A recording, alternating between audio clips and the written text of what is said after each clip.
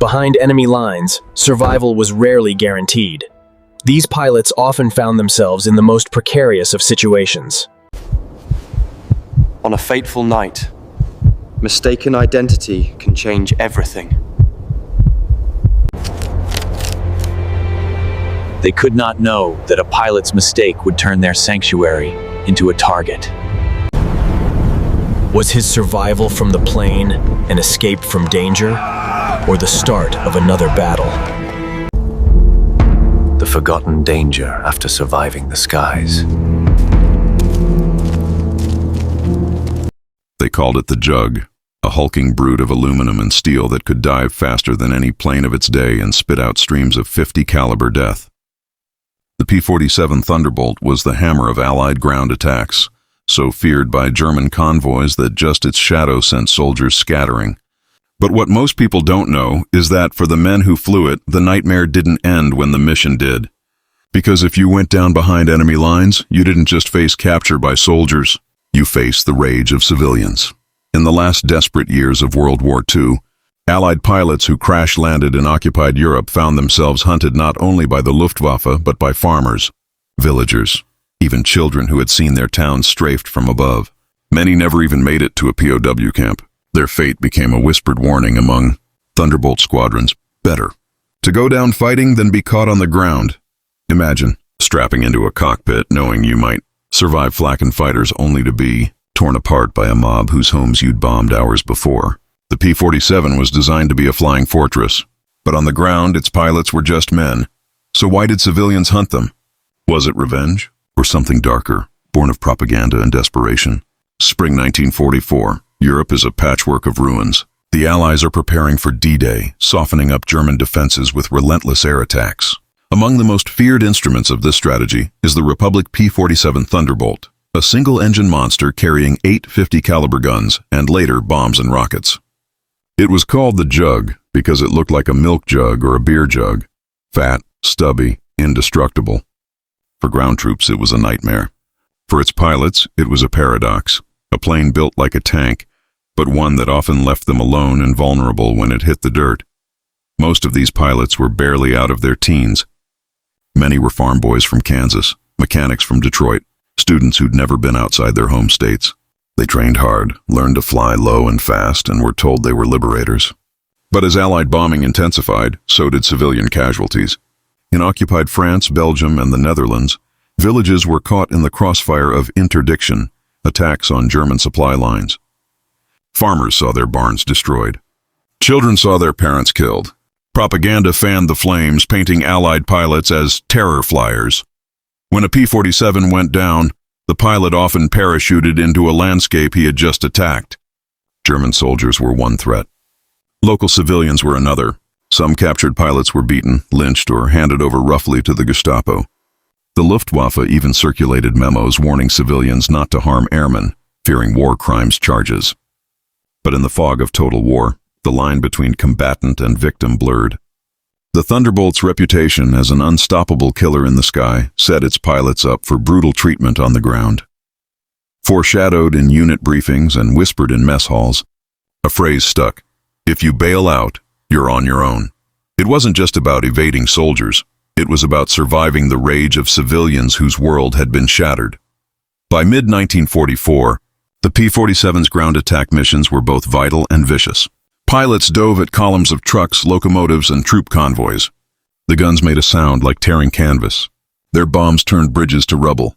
Each success on paper meant more hatred on the ground. German propaganda labeled Allied airmen Terrorflieger, terror flyers. Leaflets encouraged civilians to take revenge.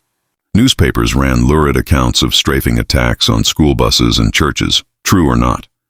By the time Josiah, just kidding, by the time young American pilots touched down in England for their first missions, the seed had been planted.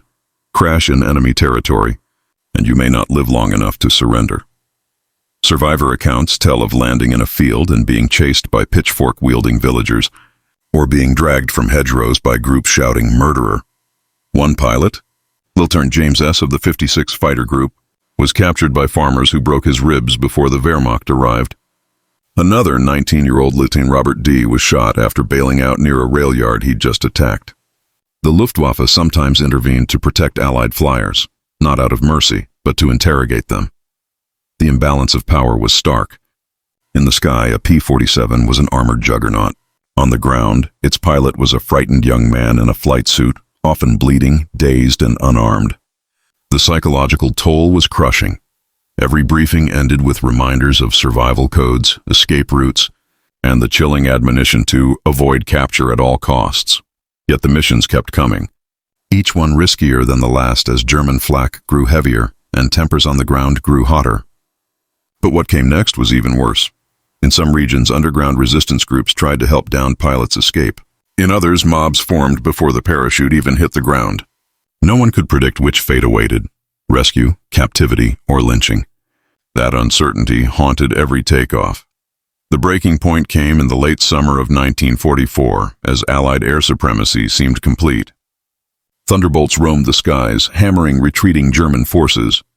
But on August 25th, near a small Belgian town, a P-47 pilot bailed out after his engine took flak.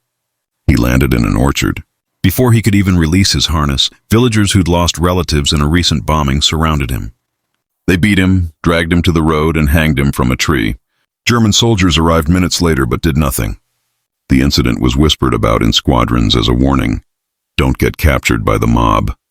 This was the nightmare scenario that every pilot had imagined, surviving enemy fire only to die at the hands of civilians. It revealed the darkened version of war. The Thunderbolt's very effectiveness, its ability to strike deep into occupied territory, made its pilots the most vulnerable on the ground.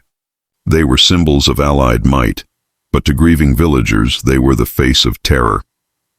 Eyewitness accounts describe the sounds: the sudden roar of an engine cutting out, the white canopy blossoming, the mob's shouts. Some pilots tried to blend in, others ran. Few succeeded. Even the Gestapo sometimes found bodies before interrogations could begin. These weren't isolated incidents. They were part of a broader, desperate breakdown as Nazi propaganda, Allied bombing, and civilian suffering collided. As the war dragged on, pilots joked grimly about flying with your own rope. The humor barely masked the fear. Each mission was a gamble with two losing outcomes: death in the air or revenge on the ground. When the war ended, the official records told only part of the story. Many cases of murdered Allied pilots were quietly filed away. A few villagers and Nazi officials were prosecuted for war crimes, but most were not. The pilots who survived carried the trauma for decades. Some refused to talk about it at all. Others wrote memoirs describing not just combat, but the chilling knowledge that the people they thought they were liberating might kill them first. This dark chapter also shaped how future wars were fought. The U.S. Air Force revised its survival training. Propaganda leaflets warned civilians not to harm downed airmen. Escape and evasion tactics became standard. Yet the deeper truth lingered. Air power can obliterate not just targets, but the thin boundary between soldier and civilian, liberator and executioner. For the families of the lost, the lack of recognition was another wound. No medals honored those who endured mob justice. No memorials listed their names separately. They became part of the silent dead, not just victims of enemy fire, but of hatred from the ground below. And so, when you see footage of P-47s roaring low over hedgerows, know that behind the iconic images lay a terrible gamble. These weren't just pilots in powerful machines. They were boys flying into a nightmare where even survival could be a death sentence. Perhaps the deadliest weapon of all wasn't flak or fighters, but the silence of those who never returned.